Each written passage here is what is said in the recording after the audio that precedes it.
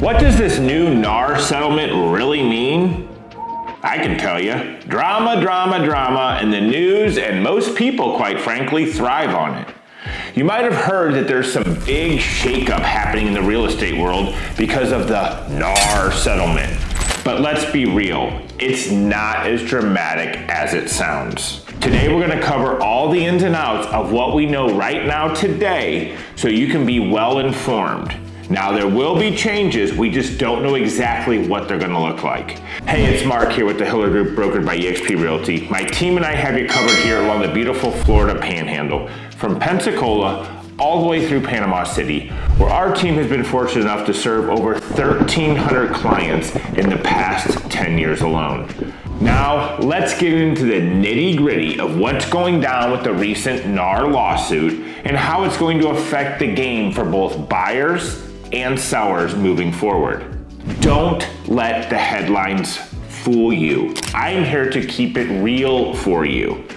So on the selling side, first off, there's this myth that there's a set commission rate in real estate. Nah, that's not how it works. Sellers have always been able to negotiate how much they pay their agents. It was that way before, and it will be that way in the future, so nothing's actually changing. It's all about getting what you pay for. Some agents negotiate their commission, and some don't.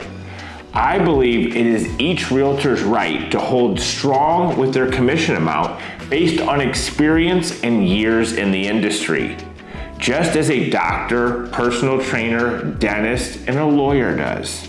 People pay more for experience and expertise. That's just how it goes. And it should be that way, especially for self-employed individuals. Experience equals value. But here's the deal with the NAR lawsuit. It claimed that the National Association of Realtors was breaking the rules by making sellers' agents pay a portion of the commission provided by the seller to the buyer's agent. This kind of set a standard commission rate across the board. The verdict? Not cool, according to the jury. Let's go back to why and where this was even established. The MLS compensation rule, also known as cooperating compensation rule, has been a long-standing practice in the real estate industry.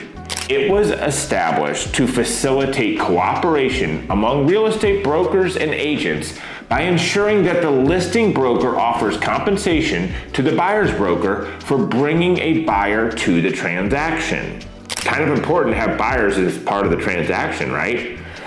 This rule is a fundamental aspect of the MLS, the Multiple Listing Service, or system.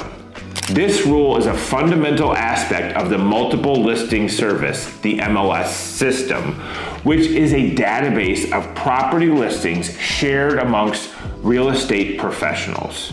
When a seller lists their property with a listing broker, they agree on a commission rate, for example, 5 to 6% of the sale price. Part of the commission is then offered to the buyer's broker through the MLS as an incentive to bring a buyer to the table and bring a contract for that particular home. This system has been in place for decades. The MLS compensation rule made both buyers and sellers happy for several reasons. Number one was simplicity. It simplified the transaction process by clearly outlining the commission structure and ensuring that both the listing and buyer's agents were compensated for their efforts. Secondly, cooperation. It encouraged cooperation among real estate agents, which ultimately benefited both the buyer and the seller. By knowing that they would be compensated, buyer's agents were motivated to show their clients a wide range of properties, including those listed by other agents in their market. Next up, we have transparency. It provided transparency in transactions. As the commission rates were typically disclosed in the MLS listing, this helped both the buyers and the sellers understand the financial aspects of the transaction. Now, not every MLS had that information open to the public of what the commission was, but that is something that has changed over the past few years. Next up, we have access. For buyers, it provided access to a broader range of properties since the buyer's agents were incentivized to show all the properties that met their clients' needs, regardless of what broker listed the property. Next up, we have efficiency. For sellers, it increased the exposure of their property to potential buyers as more agents were willing to show the property to their clients, thus potentially leading to a quicker sale. So what's in it for you? NAR is maintaining innocence as when the MLS compensation rule was put into place, but they're still settling to make things right. This could mean some changes by July, like how commissions are handled and a big payout over 4 years for the lawyers who were involved in the lawsuit. Looking ahead, if this settlement gets the green light, it will bring some changes. First, no more mandatory compensation offered in the MLS, but commissions will still be up for negotiation like always. This does not mean the sellers don't have to pay commission. All it means is that agent can't go to the MLS and see what that seller is willing to pay out. So for example, if an agent is going to show a property for their buyer, they're going to have to call the listing agent and ask them, is your seller paying a commission? If so, how much? Then they're going to have to relay this back to their buyer. Because if the seller is not willing to pay that commission, the buyer is then going to have to pay that commission. So in all reality, a seller who is not offering to pay a buyer agent's commission, I feel is going to be at a competitive disadvantage against the rest of the properties in their market that are willing to pay that commission. So what's this mean for all the buyers out there? If you're going to buy a home after July, what we know right now is you're going to need to sign an agreement with your agent to keep things very clear, such as you're working with this particular agent to see a single home or many homes. And if that agent can't negotiate the commission from the seller's behalf, you will have to pay your agent's commission with a pre-agreed rate. From what we know now, you will not be able to see a home without signing one of these agreements. So if you come across an agent who's willing to do this after July, you may want to steer clear because they won't be following the rules that have been put into place. There will be so many variables and ways to be creative with these new soon-to-be requirements. Our team welcomes the change and is excited to see how we can revolutionize the business. This is all about making things more transparent and more fair in real estate. Agents might have to step up their game by articulating their value to their clients and their services. And with no perceived set commission rate, the market could get more competitive, which is good news for you, the consumer. Now, some folks might think that this could bring down home prices since sellers will have more wiggle room with commissions. But remember, market and home values are always determined by supply, demand, and inflation, not a realtor's commission.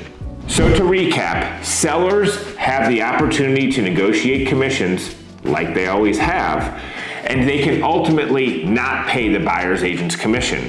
With home prices already being higher than ever, insurance costs, appraisal, closing costs, moving costs, and the list goes on, I do not see it being feasible in a lot of cases for buyers to be able to take on the expense of paying their agent's commission on top of everything else that they are paying for.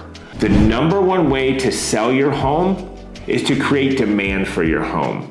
The way to create the most demand is to create the most value.